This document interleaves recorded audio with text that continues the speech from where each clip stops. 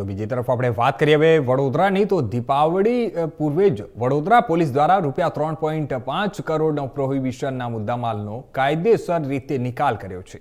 Vadodara DCP zone 4ની અધ્યક્ષતામાં આ મુદ્દામાલનો નાશ કરવામાં આવ્યો છે. વડોદરા પોલીસ દ્વારા કોર્ટમાંથી હુકમ મેળવીને સક્ષમ અધિકારીઓની હાજરીમાં આ કાર્ય પૂર્ણ કરવામાં આવ્યું છે. સમગ્ર ઝોનમાં કુલ 307 જેટલા કેસોમાં 2.2 લાખ નંગ બોટલોનો નાશ કરવામાં આવ્યો હોવાનું જાણવા મળી રહ્યું છે. ત્યારે વડોદરા પોલીસ દ્વારા સમયાંતરે કાર્યવાહી અંતર્ગત જપ્ત કરવામાં આવેલી પ્રોહિબિશનના મુદ્દામાલનો નાશ કરવામાં આવે છે. તાજેતરમાં વડોદરા શહેર પોલીસના ઝોન 4માં આવતા પોલીસ મથકમાં આ કાર્યવાહી કરવામાં આવી છે. સમગ્ર ઝોન નંબર 4માં 6 પોલીસ મથક આવે છે. તે પૈકી બાપોદ, સિટી, કુંભારવાડા, હરણી, કારેલીબાગ અને સમા પોલીસ મથકમાં કુલ મળીને 307 કેસોમાં પકડવામાં આવેલી મુદ્દામાલને દરજીપુરા ખાતે એકત્ર કરવામાં આવ્યો હતો. આ મુદ્દામાલ પર આજે તંત્રનું બુલડોઝર ફરી વળ્યું છે.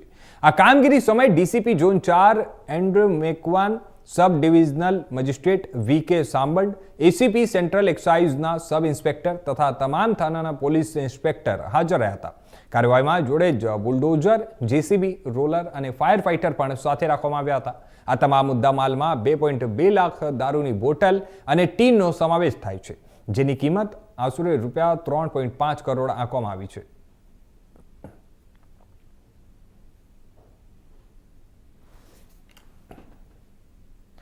આગળ હવે આપણે વાત કરીએ